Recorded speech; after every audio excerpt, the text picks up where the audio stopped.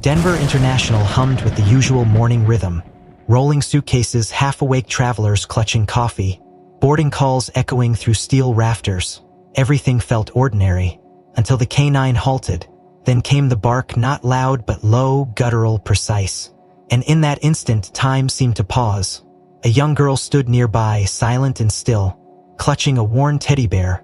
When the dog barked again, she began to cry, her first sound in years. What followed unraveled a secret hidden across borders.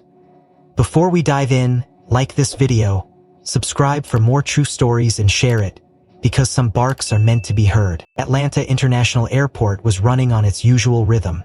An organized chaos of rolling luggage, muffled announcements, and impatient sighs. Travelers moved in streams like programmed lines of code, weaving through terminals with practiced precision. At Gate 36, the air hung thick with the sterile chill of circulated air and the scent of coffee from the kiosks just down the hall. Officer Jenna Morales adjusted the grip on her canine partner's leash. Bruno, a seasoned German shepherd, walked calmly beside her. They had patrolled this terminal every morning for the past 18 months. And while most days passed without incident, Jenna had long learned to never take normal for granted. At precisely 9:42 a.m., as a group of arriving passengers filed through customs, Bruno stopped. No subtle hesitation, no slow head tilt. He stopped dead in his tracks and growled. Jenna froze. "What is it, boy?" she murmured, crouching slightly, feeling the leash tighten. Bruno's fur stood like wire brushes down his spine, and then he barked. Once, then again louder. His body leaned toward a girl seated quietly near the waiting area, clutching a stuffed polar bear to her chest. The girl appeared no older than 7. Pale, freckled skin, dark bangs hiding one eye, and a faded yellow dress that looked more suited for a sleepover than international travel. She sat next to a man, 40-ish, wearing a brown trench coat despite the spring heat. He had thinning blonde hair, expensive shoes, and the kind of smile that didn't touch his eyes. He glanced sideways when the dog barked, but didn't move. Jenna approached cautiously. "Excuse me, sir," she said with practiced authority. "Is this your daughter?" The man nodded slowly. "My niece, actually. Her name is Sarah. We're headed to Toronto." "May I speak with her?" Jenna asked. He smiled again. "She doesn't talk, hasn't since the accident." Jenna crouched beside the girl, eyes level. "Hey, sweetheart, my name is Jenna. This is Bruno. He's a police dog." The girl stared straight ahead, expression blank. Then Bruno barked again, sharper this time, more urgent. That's when it happened. The girl began to shake. Her tiny shoulders trembled, lips quivered, and suddenly, without warning, tears spilled down her cheeks. She clutched the stuffed bear tighter, and a sob escaped her chest like something had broken through. For someone labeled mute, the sound was loud, raw, human. Jenna's heart caught in her throat. Behind her, Bruno stood still now. Travelers looked over shoulders. Security guards exchanged glances. Jenna raised her hand for backup. "Terminal Control, this is K9 Alpha requesting child support unit at Gate 36. We have a possible emotional distress case involving a minor." The man beside the girl stood slowly. "She's just overwhelmed. We've had a long flight, jet lag, you know?" But Jenna wasn't listening anymore. She was watching the girl, the way she kept glancing furtively toward Bruno. Not fear, recognition. There was something between the two, a thread. Jenna's instinct, honed over a decade in canine patrol, buzzed.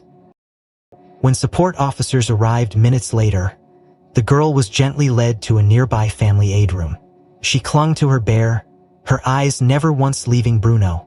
The man was detained for questioning, and Jenna stayed with the dog. Inside the aid room, one of the child psychologists knelt beside the girl. "Do you know this dog?" she asked gently. No response. But then, Bruno walked in and sat directly in front of the girl. No command, no cue, he simply lowered his head until it was level with her knees. The girl looked down at him, and for the first time reached out. Her fingers, shaking slightly, touched his ear. Another sob broke through, and then another. Outside the room, Jenna watched through the glass. Her supervisor stepped beside her. "What happened in there? I don't know yet," Jenna replied. But that's the first time she's reacted to anything. Later, they'd learned the girl had been reported mute since age 4. Foster care, multiple therapists. Zero progress. Until today. Until Bruno and Jenna couldn't help but wonder, what had Bruno smelled? What had he remembered? But perhaps the bigger question was, what had she? In the softly lit family aid room, the air was quiet, fragile like the moment after a storm but before the sun returns. Sarah, if that was her name, sat in a swivel chair too big for her. Her knees drawn up to her chest, arms tightly wrapped around the tattered polar bear that had become an extension of herself. Bruno lay curled on the floor a few feet away, watchful but still, his breathing slow and steady like he was standing guard without being told. Officer Jenna Morales stood in the doorway, arms crossed tightly over her vest, her eyes never leaving the child's face. The man claiming to be Sarah's uncle, Harold Jansen, was now seated in a separate room with 2 TSA officers and an ICE liaison. His posture relaxed, his tone cooperative. But Jenna had seen that kind of calculated calm before. She had faced traffickers in crisp suits with clean fingernails and official-looking documents, whose charm hid. What troubled her more than his smug consistency was the girl's utter refusal to even glance at him. Not once. Not when they walked her away. Not when he called after her in that smooth Tuan voice. Not even now as agents tried to confirm their connection. Officer Rivera, the airport's immigration verifier, stepped into the room and handed Jenna a thin folder. "You're not gonna like this," he said under his breath. Jenna flipped it open. "Where's her passport?" "There is one," Rivera replied. "Canadian issue. But the photo's off. The facial geometry doesn't match. It's close, but not close enough. Either the document's a high-level forgery or someone altered it after issuance." Jenna's eyes narrowed. "What about birth certificate, custody papers?" Jansen handed over a notarized guardianship certificate from the province of Alberta. "Looks legit at first glance, but I just flagged the document number. It was reported stolen 2 years ago from a family law office in Ottawa." Jenna took a breath, her jaw tightening. "So he forged a paper trail. What about Interpol?" Rivera nodded toward the monitor in the corner. "I sent the facial capture from the security cam through the child trafficking alert database. No hits on the top tier, but look at this." He tapped a blurry, low-resolution image pulled from an Interpol bulletin dated 5 years ago. It was taken in Budapest, a street camera. The little girl in the photo was walking beside a woman in a blue coat, holding her hand. The angle was off, the lighting poor, but the bone structure, the eyes, even the slope of the shoulders, it matched Sarah almost. "He was reported missing?" Jenna asked, her voice low. "Yeah," Rivera confirmed. "The girl's name was Anya Morozov. She disappeared after her mother filed for asylum. Case was never closed, but no leads came after 2019. Until now." Inside the aid room, one of the DHS psychologists was kneeling in front of the girl. "Sweetheart," she said softly, "do you know the man you came with?" The girl's fingers tightened around her bear. "Is he your father?" Benson leaned against the wall, watching intently. Then Bruno stood. He didn't growl, didn't bark. Just walked to the girl, gently nudged her wrist with his nose, then sat beside her. And for the first time in nearly half an hour, the girl turned her head ever so slightly toward him. She looked up at Jenna, then back to the bear, then down. "Let's put a call through to Interpol Budapest," Jenna said, stepping out into the hallway. "And get me someone from Child Protection now." Across the terminal, in interview room 2, Harold Jansen adjusted his cufflinks and smiled faintly as another officer walked in. "Still no word from the mother?" he asked, his tone dry. "You seem confident," the officer replied. "Traveling with a traumatized child attracts attention. This sort of questioning is expected. But I assure you, everything is legal." "Right?" the officer muttered, not meeting his gaze. At that same moment, a forensic image analyst was working through software enhancements of the Budapest photo. When the contrast settings were adjusted and the blur sharpened, the child's right hand became visible. She was holding the same stuffed polar bear. Not one like it, the same one, down to the stitched seam on the paw.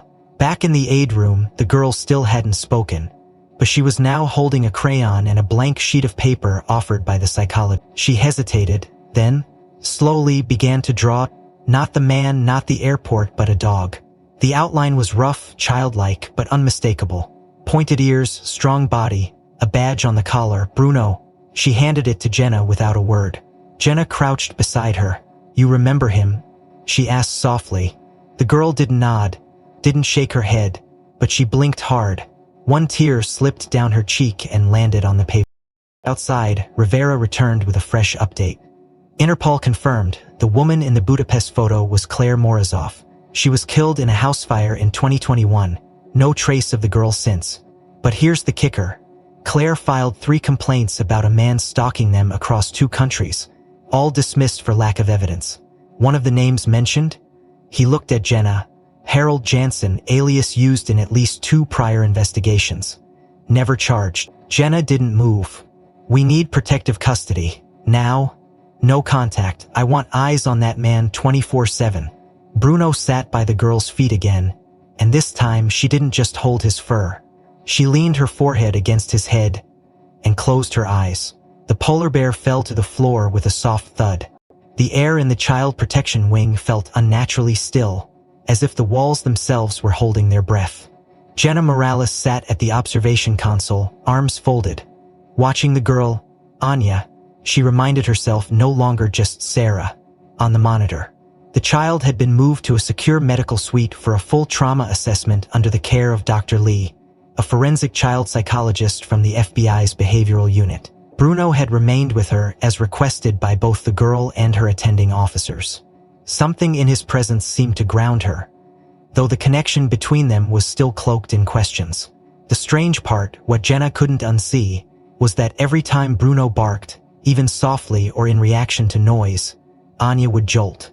Not a typical startle reflex, it was too precise, too patterned. A slight tremor began in her shoulders, her hands twitched, and her eyes would glaze for a split second before returning to herself. Jenna had seen PWD. She had seen fear. But this wasn't just a trigger.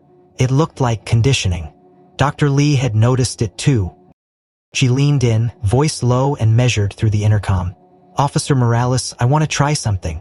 I'll simulate a bark sound and monitor her response. Not Bruno, just a speaker." Jenna hesitated. "You think it's a response to the tone?" "I think it's a response to what came after the tone," consistently Lee said. She tapped a key, and through the room's overhead speakers came a recording. Low, accurate. The bark of a medium-sized German shepherd at medium range. Anya flinched so violently she dropped the crayon she had been holding. Her knees pulled to her chest, head dipped low, and her fingers curled into her sleeves. Lee immediately deactivated the sound. "That's enough," she said, standing. Jenna entered the room seconds later. Bruno was already moving toward the girl, not barking but pressing himself gently against her side. She responded with a shaky breath and a barely there. Dr. Lee glanced toward Jenna. "This isn't just psychological trauma. This is operant conditioning. Someone punished her, physically or psychologically, every time she heard that sound. Enough times she learned to anticipate pain." Jenna's voice came out lower than expected. "Like Pavlov in reverse." Lee nodded. "And it wasn't just any dog. It was that bark, that breed, that frequency." Jenna left the room and walked directly to the K9 unit office, located 2 floors below the terminal. There, inside a room lined with gear, leashes, and data tablets, she found Officer Chen, the department's K9 training historian, sitting beside a battered laptop and a cabinet full of behavioral reports. "Chen," she said, "I need Bruno's full deployment record, all units he's been assigned to, special missions, prior handlers, anything not in the usual printout." Chen squinted. "You suspect cross-jurisdiction trauma?" "I suspect he's met that girl before," Jenna replied. "Or at least tried to." Chen dug through folders, pulled up a thumb drive and slotted it into his system. "Bruno's been in active service 5 years, 3 departments, 1 notable trauma incident 2 years ago. Hold on." He clicked into a PDF marked with a red triangle. "Here, Incident Report 1197X, filed out of Hungary. Joint operation with Interpol and local authorities. Target, suspected human trafficking site in rural district outside Budapest." Jenna leaned in. "Wait, Budapest?" Chen's eyebrows raised. "Yeah, dog suffered psychological regression after failed recovery.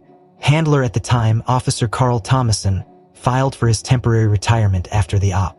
Dog was non-compliant for 6 weeks. Behavior included night barking, refusing food, avoidance of confined spaces." Jenna read faster. "Operation breach was late. Intel was faulty. 1 child unaccounted for. Possible escape or secondary abduction. She stared at the footnotes. Subject, female, age between 5 and 7. The room went silent. Jenna sat down, the weight of the connection slamming into her chest like a hammer. He was there, she said. He tried to find her and failed. Chen clicked another tab. The dog's therapy was conducted by Dr. Grigory Klein from Vienna. Trauma and failure syndrome in K9 units. That's where Bruno was sent before being transferred back to U.S. Customs work a year later. Jenna stood. Get me Dr. Klein's number, and pull surveillance footage of Bruno from the Budapest mission, if we have it archived. Later that evening, Jenna met Rivera in the data lab. He held up a high-reside, high-end still frame from Bruno's helmet cam. The photo showed a shadowed corridor, partially collapsed, with Bruno's muzzle poking through the slats of a shattered door. On the other side, faint, was the blurry silhouette of a child sitting on the floor, holding a stuffed... You didn't realize, Rivera murmured. It was her. Jenna stared at the screen. The girl hadn't been saved then, but she was here now. And Bruno, he had remembered. Not through logic, through sense, through guilt. The strange thing was, Bruno hadn't barked once since the conditioning bark was played in the suite. It was as if he understood now what his sound triggered in her.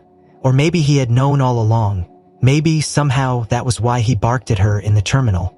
Not as a warning, not even as a threat, but as a cry, a message, a call to recognize the one soul he had failed to protect.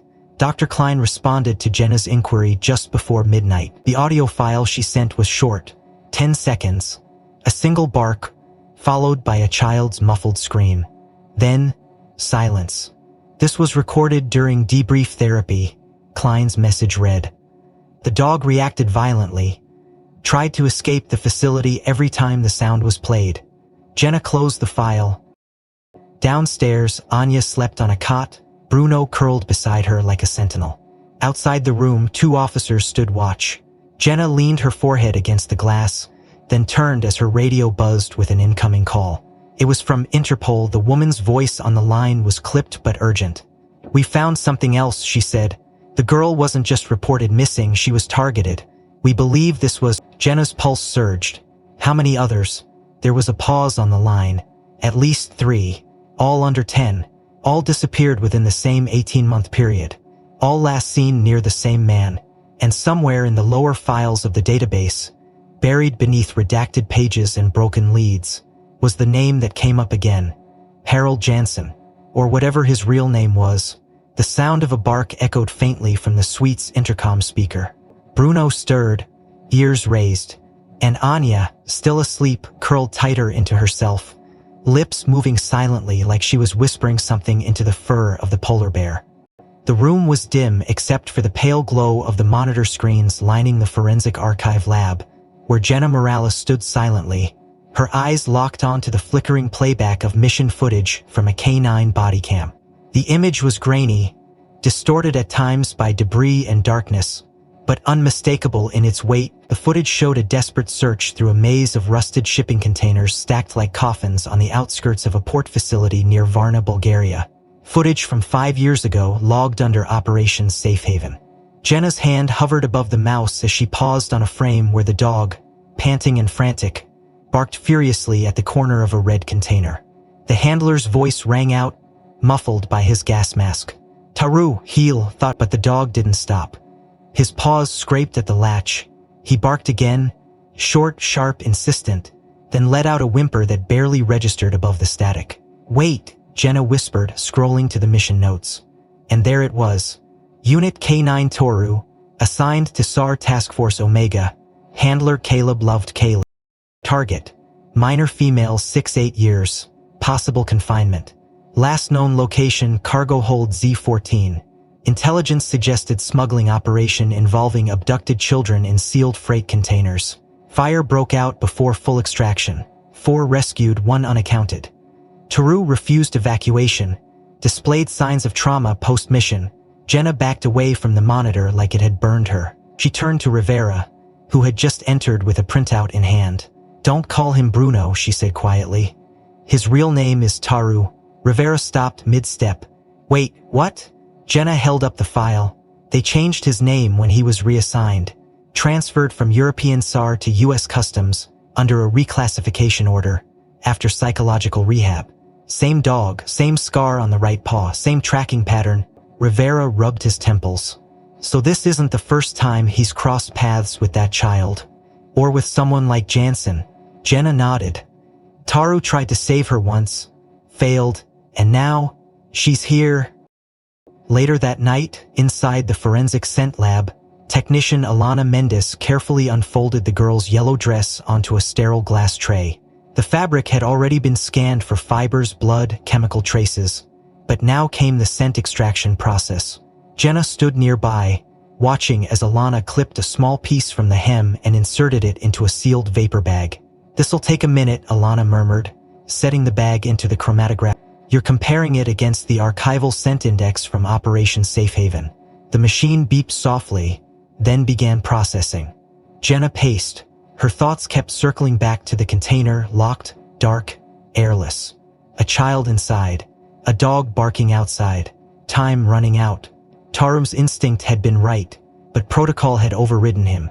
The handler had pulled him away. The fire had consumed half the yard within 12 minutes.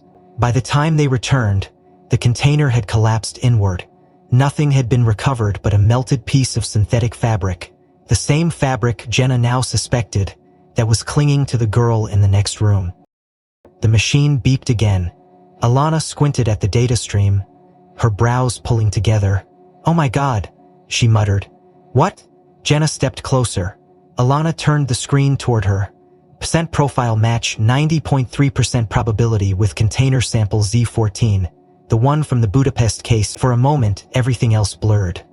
"She survived," she whispered. "She was in that box. We thought she'd died, but she made it out somehow. Or someone pulled her out before we could," Alana added. "Someone who didn't want us to find her." Across the corridor, Dr. Lee was debriefing Anya through a trauma-informed therapy sequence. The girl had begun showing faint signs of openness, drawing more, responding with slight nods. Taru remained close at all times, not barking but alert. Lee approached Jenna outside. "She's reacting to sensory triggers, especially certain tones and metal-on-metal sounds. Every time I play a soft clanking sound, like a lock sliding, she stiffens." "Like a container," Jenna said. "Exactly." Down in the K9 storage vault, Jenna located a long-used tactical harness belonging to Taru. Inside the inner pocket was a scorched ID tag and a plastic keycard, partially melted at one edge. On the back, the faded logo of the SR unit was still visible. This was the badge he wore on the day of the Budapest breach, she told Rivera, who had followed her in. It survived the fire, just like he did. Rivera looked down at the harness, then up at her. And now he's finishing what he started. Meanwhile, back at the Family Protection Center, Annie was shown a series of photos, locations, objects, faces. When presented with a photo of the red container from the mission report, she froze. Her lips parted. Her hand reached for Taru's fur. She didn't cry, but she blinked rapidly and then tapped the image once. Then again. Then again. 3 times. Dr. Lee jotted something in her notebook. 3 taps. Her way of saying she was in there. In another room, Interpol's investigative liaison patched in from Vienna. "We believe Jansen was part of a cleanup crew," the liaison explained. "He's never operated alone. He appears in the periphery of multiple cases involving missing children who were later declared deceased or untraceable. We think he collects what others leave behind. The uncounted, the unnoticed." Jenna gritted her teeth. "Like scavenging survivors." "Exactly," the voice said. "He didn't abduct her in Budapest. He found her after she was presumed dead. And he kept her." The walls felt closer now, like the truth was pushing inward from all sides. Jenna looked at the digital photo of Taru, barking outside the container, a thin wisp of smoke curling into frame. She remembered reading the handler's words in the after-action report. He didn't want to leave. He knew someone was still inside, but no one had listened. Until now, the secure wing of the child protection facility was designed to keep people apart. Walls reinforced, access points digitally controlled, every step monitored by surveillance. And that morning, as the protocol to separate Anya from Harold Jansen was finally enforced, the system functioned precisely as intended. The man had been held in an interview room under administrative detention. Not yet charged, but clearly no longer free. Jenna stood with two marshals as they approached to inform him of the updated restrictions. No further contact, physical or visual, with the girl. No visitation, no correspondence, no loopholes. She expected protest, resistance, perhaps even outrage. Instead, Harold stood calmly, folded the newspaper he hadn't really been reading, and gave her a look that unsettled her more than any outburst could have. It was the look of someone who knew a secret no one else in the room understood. Then he did something that sent a ripple of unease across the air. As he stepped toward the door under escort, he turned slowly toward the hallway camera, tilted his head ever so slightly as if addressing an invisible audience, and whispered something under his breath, in Russian. The words were low but deliberate. The guard to his left flinched, unsure what to make of it. Jenna narrowed her eyes, tapped her comm, and ordered an audio extraction from the room mic and hallway recorder. She didn't understand Russian, but the cadence chilled her. Not the content, just the way he said it, like a warning meant for one very specific set of ears. An hour later, inside the surveillance room, the audio technician cued the clip. It was clear, unfiltered, no need for enhancement. Jenna stood beside Agent Rivera and the facility's linguistic expert, a stern woman named Katya Sokolov, who had spent 20 years decoding threats across Eastern Europe. The clip played once. Katya's face didn't move. Then she asked for it again, slower. The third time, she closed her eyes and repeated the words aloud. When she opened them again, her voice was cold. He said, "I kept her silent for 5 years. You won't be able to do the same, Taru." Jenna's pulse hitched. He said the dog's name? Katya nodded. In context, not a metaphor, not a guess. Direct address. Taru? Rivera blinked. But how the hell would he know the dog's original name? Jenna looked at the screen showing Harold sitting quietly in the holding room, legs crossed. The same faint smirk on his face. "'Cause he was there," she said. "He wasn't just someone who found her after Budapest. He was part of it."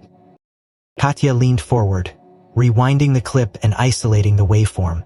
This wasn't a passive comment. It's psychological warfare. He's trying to get into the dog's mind, or at least send a message to anyone who knows the truth. Jenna clenched her jaw. Then he picked the wrong dog. Across the facility, Taru sat beside Anya on a cushioned mat in the therapy room. The girl had begun drawing again. This time, people. A figure with a crooked smile and green eyes. A figure with a black object in his hand. A remote? A collar? Hard to say, but she kept circling it in red crayon. Dr. Lee approached Jenna quietly. She's still silent, but she's beginning to repeat certain patterns. Triggers. Reactions. Like muscle memory. She touches her neck every time she hears the word quiet, in any language. And when she hears a man's voice behind her, she starts blinking rapidly. 8 times, then stops. 8? Consistently. Jenna looked toward the girl. "What do you think it means?" "I think that was the number of words she was allowed to say. Either way, it's control." He used Taru's voice, his bark as part of it. No doubt. Conditioned silence. Dog bark equals consequence. Until now. Lee knelt beside the girl, showing her a laminated picture of a collar. "Is this familiar?" Anya nodded once, then pointed to the red-circled object in her drawing. Jenna stepped out of the room and radioed Chen and K9 record. "Run across an Ansar mission Z-14. Find anyone on the intelligence side who wasn't listed in the main deployment. I want to know if Harold Jansen ever showed up under a different name." By evening, the answer came back. A logistics contractor named Alexei Moratov, registered under a Hungarian business visa, had been in the restricted zone 2 days prior to the Budapest breach. His face wasn't in the original report, but a customs checkpoint photo showed a man with similar features, clean-shaven, younger, but with the same eyes. Green, cold, unblinking. "We got him. He's not just an opportunist. He's part of the ring." Jenna took the photo and stared at it. "And he's been hiding in plain sight, changing names, moving girls like freight.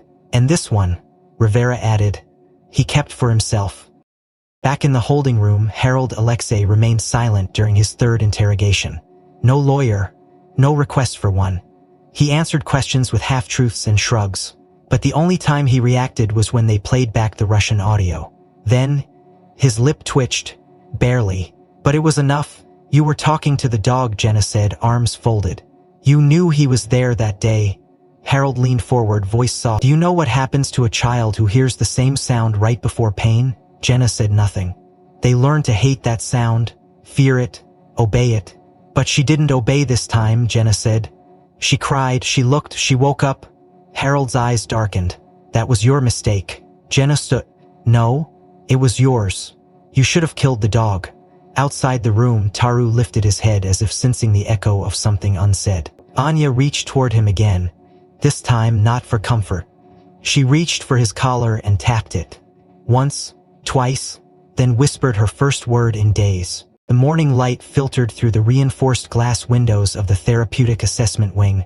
A quiet hush blanketing the tiled floors as Dr. Lee entered the room carrying a blank sketchpad and a set of colored pencils. Taru lifted his head slightly, but didn't move from his position beside Anya, whose small frame remained curled into the oversized chair like a question mark yet to be answered. Over the past 2 days, the girl had spoken no full words, but her behavior had changed subtly. Less flinching, more reaching, especially toward Taru. There was a tether forming, invisible yet undeniable, linking the fragments of her memory to the one presence that hadn't left her side. Dr. Lee knelt gently and held out the sketchpad.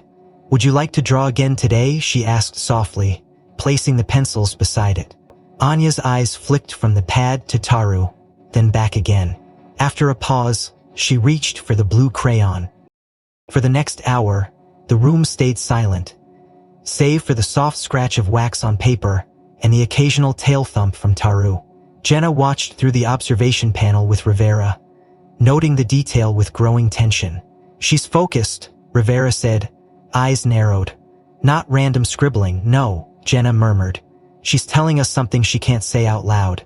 When Annie finally finished, she pushed the pad forward toward Dr. Lee without looking up. Lee slowly turned the image around. At first glance, it was a child's scrawl. Jagged lines, blocks of color, exaggerated features. But then it came into focus. A box, clearly a room, no doors, no windows. The ceiling was low. Inside it, a small figure sat curled in the corner. A dog was drawn just outside, barking toward the wall, and next to the room stood a tall man in black, his eyes drawn in vivid green, exaggerated to take up half his face. No pupils, just glowing green. Lee's mouth tightened as she laid the sketch flat for the camera. That's not imagination, Jenna said. That's memory. She keyed her mic, asked her about the eyes. Lee pointed to the drawing. Who is this? She asked softly. Anya looked down at the floor, then pointed to the green eyes and tapped twice. He's real, Lee said to Jenna. That's the man. That's Jansen. Meanwhile, down in the forensics division, Alana Mendes was examining the girl's stuffed polar bear under UV lighting. The toy had been a near-constant fixture in Anya's grip since the beginning. It was ragged, worn through in places, one of the ears hanging by threads, a paw stitched back with what appeared to be fishing wire. Initially dismissed as sentimental debris, Jenna had insisted it be scanned for contraband or hidden tech. It's probably just cloth and stuffing, Alana had said. But after opening the central seam near the base of the neck, her tone changed. There's something hard inside, cylindrical, definitely not standard stuffing. With surgical precision, Alana extracted a thin metallic cylinder, no longer than a pen cap, wrapped in a deteriorated rubber casing. She placed it in a sealed tray and called Jenna immediately. You might want to see this. Jenna arrived within minutes, Lee close behind. Alana gestured toward the dissected bear and the object on the tray. He ran a quick trace scan. It's a locator beacon, very old. I checked the model. It's a prototype from a military-grade GPS tracking series used in field surveillance ops, about 4 to 6 years ago. This one's fried, battery acid corroded the circuit, probably stopped transmitting ages ago, but it's got a serial number. Rivera arrived just as Jenna leaned closer. We're checking it against customs reports and international trafficking logs, he said. This tag was issued to any official program. We'll find it. Minutes later, a system match came through.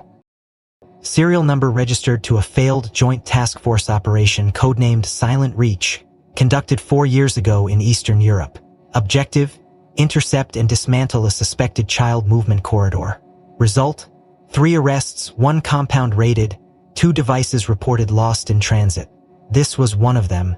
Rivera exhaled slowly. That bear's been with her for at least 4 years, maybe longer.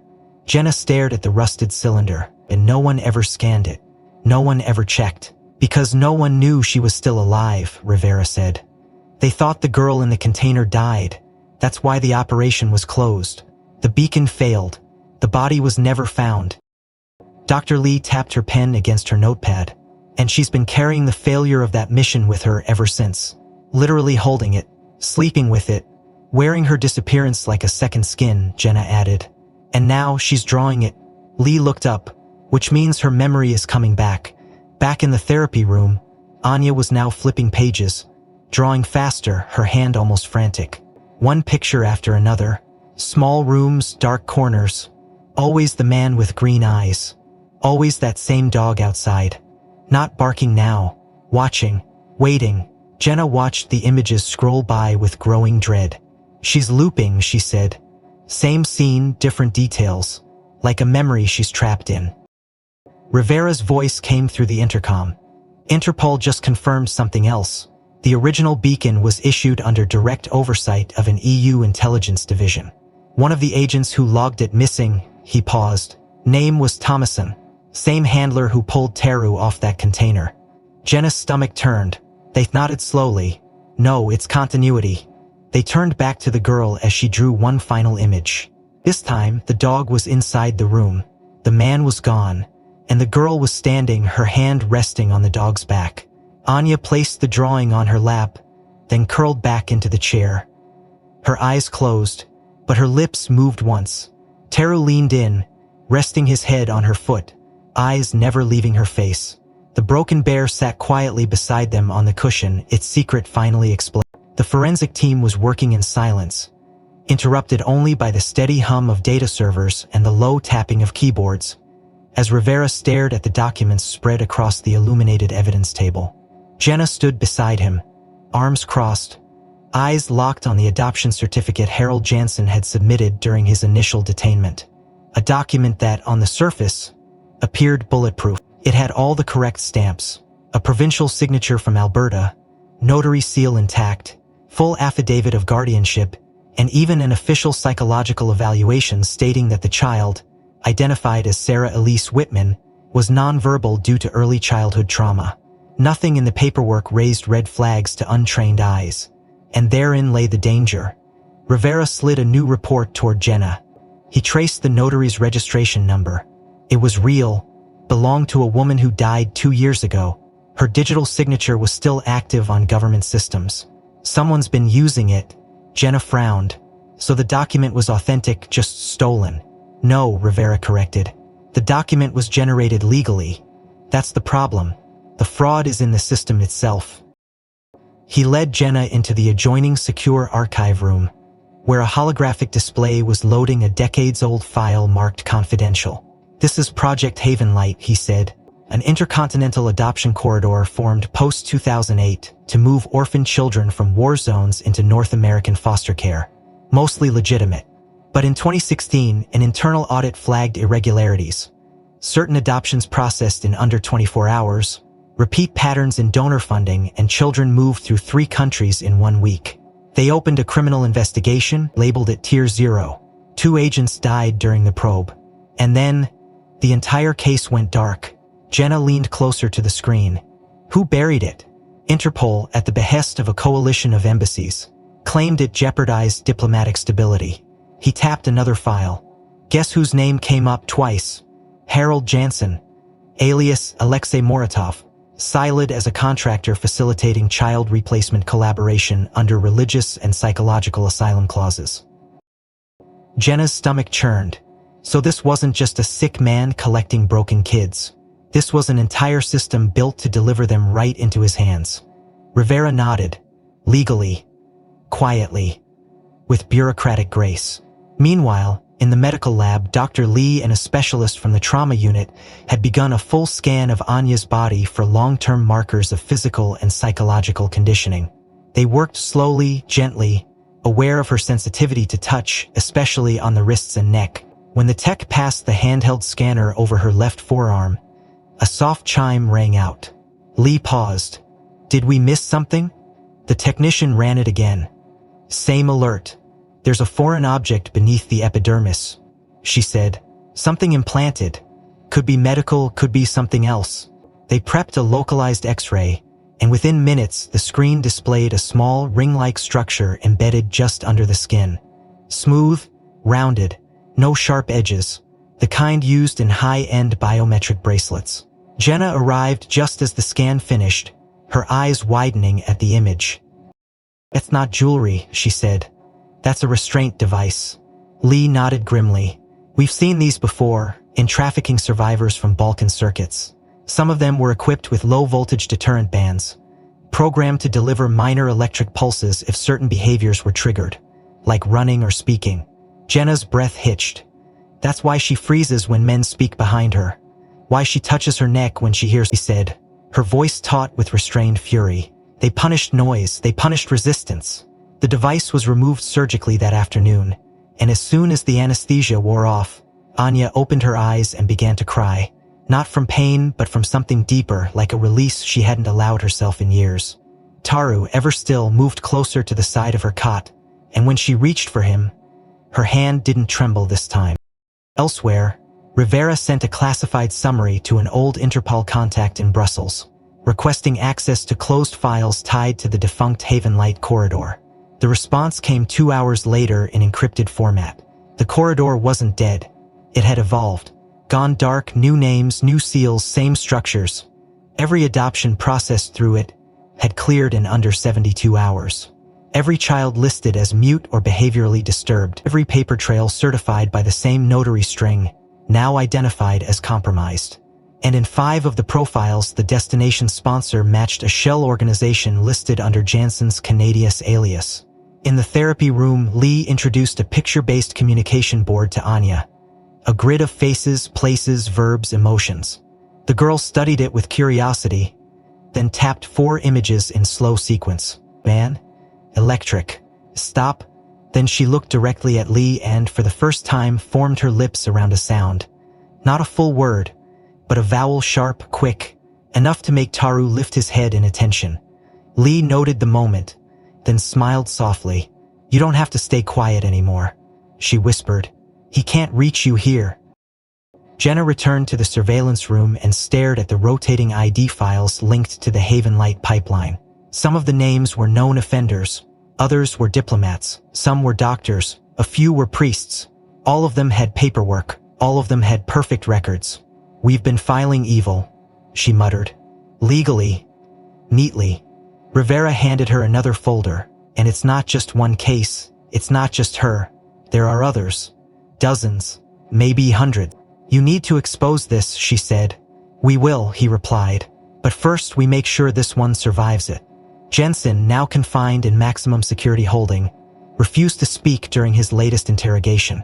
But the surveillance logs noted something else. When he was handed a copy of the girl's drawing, of the windowless room, the green eyes, and the dog, he stared at it for a full 90 seconds. Then he laughed. Not mockingly, not cruelly, just a slow, quiet laugh, as if amused by the inevitability of truth.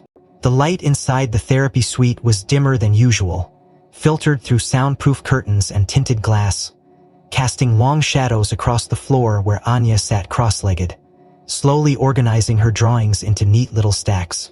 Dr. Lee had stepped out briefly to discuss the latest neural response data with the trauma unit, leaving Jenna to observe alone through the one-way mirror. Taru was lying beside the girl as always, his breathing even, eyes tracking her every movement with quiet vigilance. Jenna, now familiar with every nuance of his posture, noted something different, subtle, almost imperceptible. His ears were up but tilted slightly inward, the tip of his nose quivering more rapidly than usual. Anya reached for another crayon, and that's when it happened. Taru rose abruptly, moved toward her with deliberate urgency, and, without any cue or sound, lifted a paw and scraped it lightly once, twice, against her shin. Not playful, not agitated, controlled, measured. Then he sat down. No barking, no whine. just stillness. Jenna stood from the console instantly and opened the intercom to Lee. He just initiated pattern behavior, like on search and rescue ops. Contact reflex. Lee returned within seconds, heart rate monitor in hand. But Anya had already gone still. Her hands hovered mid-air, frozen in motion. She looked down at Taru's paw against her leg and then leaned in slowly, as if remembering something from another lifetime. That's confirmation behavior, Jenna said aloud. That's what they do when they find someone alive under debris. That's what Taru used to do in Europe. Lee glanced at her sharply. Are you saying he thinks she's hiding something now? Not thinks, knows. Anya turned her head away from Taru and stood up shakily. Lee walked to the corner of the room, the farthest point from the cameras, and knelt down, facing the wall. Jenna reached for the override to activate camera tilt, but Lee stopped her. Wait, she whispered. Let her. Taru followed Anya with his gaze but didn't move.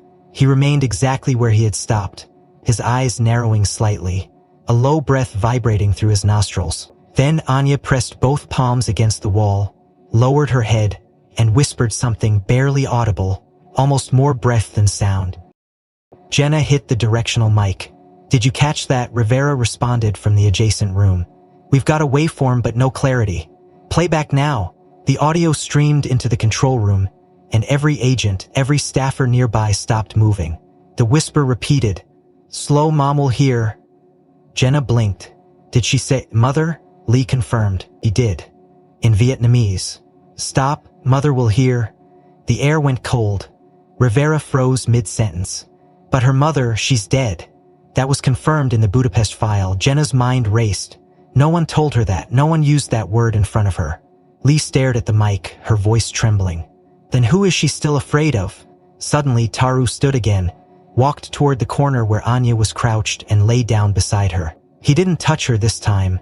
He simply rested his body close enough for her to feel the warmth. She turned her head slowly and placed her hand on his back. Not like before, not to seek comfort, but as if anchoring herself to the present. Jenna watched, every fiber in her body alert. She's relapsing, Lee said. No, Jenna replied. She's remembering. At that same moment, Rivera received a ping from Brussels. An encrypted report had just been decrypted. One of the final redacted documents from the Operation Silent Reach archives. The report detailed a secondary location suspected of housing training units for girls deemed resistant to relocation. The codename House Echo. No address, no photo. Just a list of behavioral correction protocol. One of the listed methods. Verbal suppression through fear reinforcement, tethered to auditory cue. Jenna read the line twice, the words swimming in her vision. Auditory cue, she repeated. They trained her to obey sound, not people. And when she disobeyed, Lee added, they told her it would wake her mother, which means the woman she feared was never dead. Back in the therapy room, Anya was now rocking slightly, not distressed but rhythmic, her hand tracing circles into Taru's fur. She began humming, just one note, sustained low. Taru leaned into her, ears twitching, then gave a low, rumbling exhale, almost a groan. He hadn't made that sound since Budapest. Jenna stepped back from the glass and called Rivera. I want all data on the woman who died in the fire, Claire Morozov. I want to know if the body was positively identified, dental, DNA, everything. Rivera's voice came back uncertain. The body was burned beyond recognition. They matched dental records to prior scans, but the file was incomplete. Why? Jenna's voice dropped. Because I don't think Anya's afraid of a memory. I think she's afraid of someone still alive. Lee reviewed the behavior logs from the last 72 hours. Every time she's startled, she looks to see if the bear is still in the room. Not Taru, not me. The bear? Because it used to protect her, Jenna asked. Or because she thinks it hides something, Lee answered. Like her voice? Anya rose, walked back to the table, and picked up her drawing pad again. But instead of starting a new image, she flipped to the last page, the one with the room, the dog, and the green A-man, and began drawing a new figure beside them. A woman tall, with hair drawn in straight black strokes. No face, just a mouth, open, screaming. The room went quiet after Anya's final drawing. Too quiet. Jenna stood over the image, eyes tracing every detail the girl had etched in colored pencil. The house, nestled between twisted trees and jagged fences, wasn't symbolic or vague. It was deliberate. There were lines suggesting elevation, shadows falling in one consistent direction, and small black squares near the top edge of the page. Windows, but shuttered from the inside. Inside the house stood a figure, tall, feminine, with black hair and no face. Just a red open mouth like a void, screaming without sound.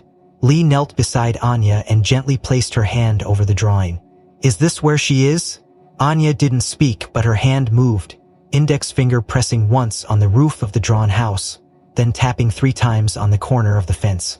Jenna turned to Rivera. "You need satellite recon, fast. Cross-check the layout with national protected lands within 300 miles of the Budapest corridor." Rivera didn't hesitate. Within minutes, a high-sped analysis team was overlaying Anya's drawing with topographical scans, looking for irregular shapes that matched the child's crude map. At first, nothing surfaced. The house appeared nowhere on modern satellite databases. But a retired geospatial analyst brought in from NATO archives noticed something unusual. A grid segment labeled Sector Row 7, marked as dense wilderness and inaccessible terrain, had no satellite imagery newer than 2017. "Why no coverage?" Jenna asked. The analyst adjusted his glasses.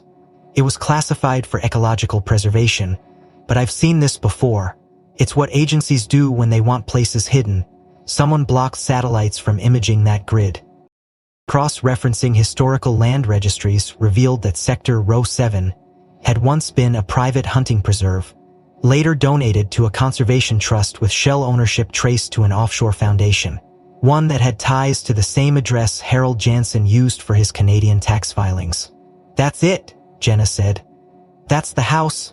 2 house pops had been briefed. They flew under radar, inserted by unmarked chopper 12 miles south of the coordinates. The terrain was brutal. Brambles, elevation shifts, and unpaved trails that hadn't been walked in years. Teru, now officially reinstated to operational status for the first time since Budapest, was harnessed and assigned to lead the entry unit. He moved through the underbrush like he had never stopped working. Nose low, pace steady. At the final ridge, the team stopped. Below them, nestled in a clearing choked with overgrowth, stood the house. It matched Anya's drawing with chilling accuracy. Gray stone facade, wooden shutters nailed closed from the outside, rusted satellite dish lying detached near a weather-beaten generator. The roof sagged in one corner. No movement, no light, just silence. They approached low and fast, breaching the rear cellar door at 3:47 hours. Inside, the air was heavy with mildew and ammonia. The rooms were narrow, ceilings low, the walls covered in old insulation and mismatched wallpaper. What they found in the basement stopped them cold. 3 children, all under 10, 2 boys and 1 girl, pale, silent, eyes wide and distant. None of them spoke. None of them cried. They were huddled on mats, surrounded by crates of expired canned food, coloring books and blankets that hadn't been washed in years. Each child wore a thin rubber wristband, matching the one Anya had worn. Lee, who had accompanied the team to oversee trauma response, stepped in immediately. "Little stable," she reported, kneeling beside the smallest boy, "but severe dehydration and sensory suppression. These kids haven't seen sunlight in weeks, maybe months." Their identities were scanned and confirmed by Interpol within hours. All 3 had been listed as missing persons, flagged under incompletion due to custody disputes or incomplete documentation. 1 had been dismissed as a runaway. Another was marked lost in system. Their parents had all filed reports. No one had believed them. Until now. Jenna stood in the main hallway staring at a wall covered in peeling wallpaper. Behind it, agents found marks. Hundreds of them. Fingernail scratches, tally marks, etchings like desperate messages no one would ever read. One drawing mirrored Anya's. "This wasn't just a holding site," Rivera said as he flipped through the pages. "It was a conditioning camp." "For what?" Lee asked quietly. "Obedience," Jenna said. "Silence, control, to turn children into something else." Taru had stopped at the far end of the corridor. He stood before a closed wooden door, unmoving. Jenna approached and gently nudged the handle open. Inside was a small room, no larger than a closet, empty save for a single mattress and an old stuffed toy, an elephant missing both ears.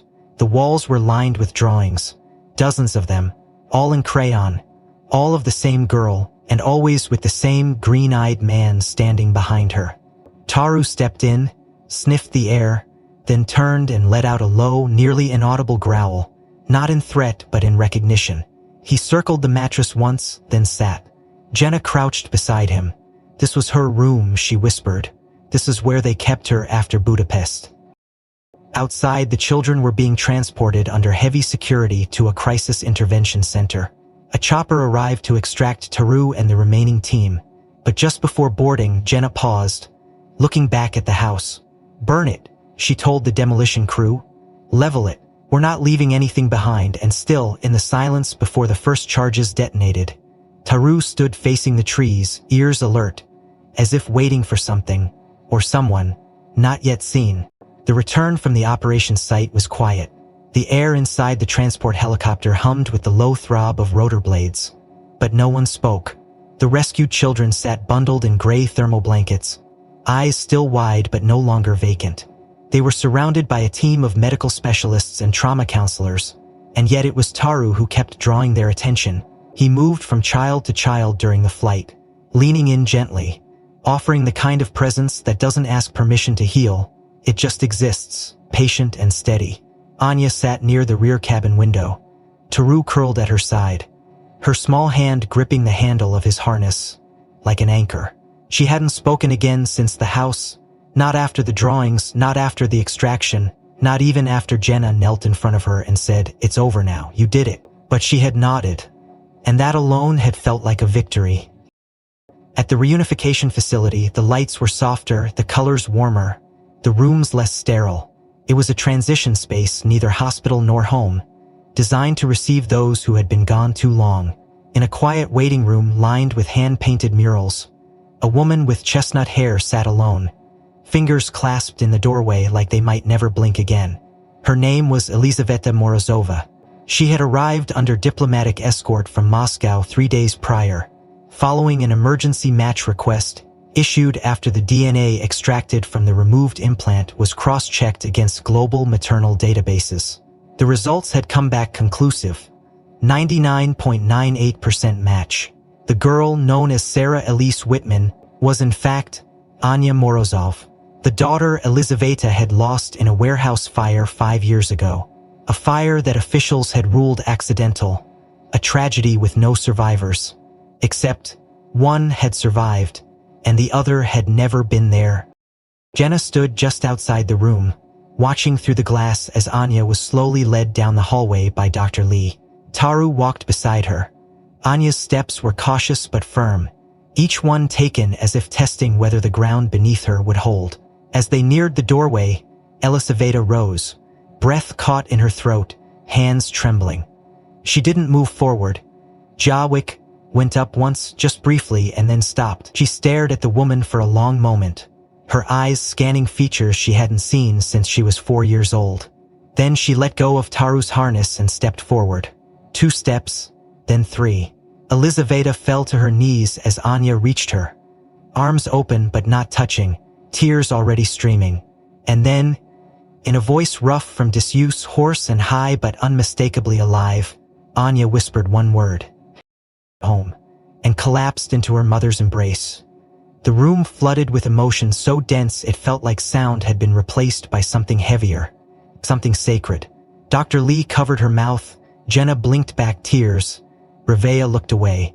Even Taru, seated nearby, bowed his head and let out a single exhale, a sound so soft it was almost reverent. In the days that followed, the world learned the story in fragments.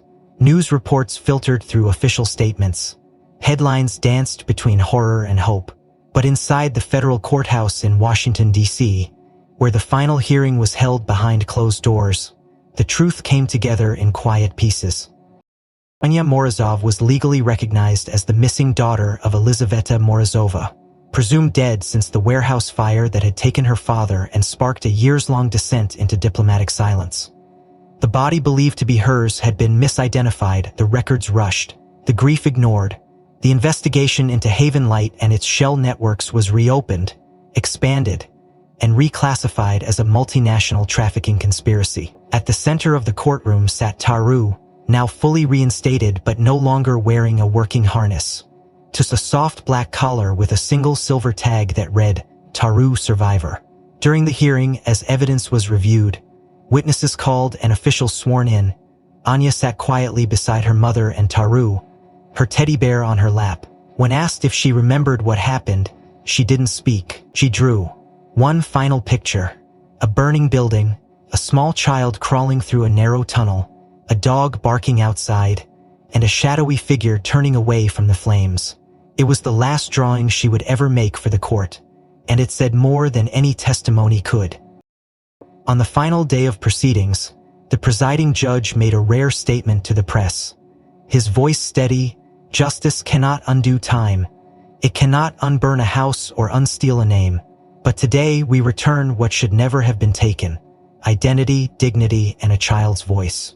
Jenna, standing in the back of the courtroom, looked to Lai, who nodded slowly, both of them holding back the urge to applaud. That night, back at the center, Anya sat beside a window, staring out at the stars. Taru lay curled at her feet, the moonlight tracing the edges of his gray-flecked fur. Elizaveta sat nearby, silently sewing a new ear onto the bear that had traveled continents and carried secrets in its seams. "Do you remember the dog from before?" she asked gently. Alia looked down at Taru, reached out, and "He never left," she said softly. "Even when I forgot him, he remembered me." A week later, a quiet ceremony was held at the Department of Justice. Taru was awarded the Medal of Civilian Valor for extraordinary instinct and service across 2 continents. The citation read, in part, "for refusing to give up on a soul the world had forgotten." There were no speeches, just the sound of Anya stepping forward, placing a small handmade medal of her own around Taru's neck, crafted from paper, string, and a single button from her old dress. On it, in careful crayon handwriting, was one word: home. And for the first time since Budapest, since fire, since silence, Taru wagged his tail and closed his eyes, knowing the mission was complete. If this story moved you, consider liking the post and subscribing for more stories that speak to the heart. What moment hit you the hardest? And where in the world are you watching from? Let us know in the comments. We read everyone.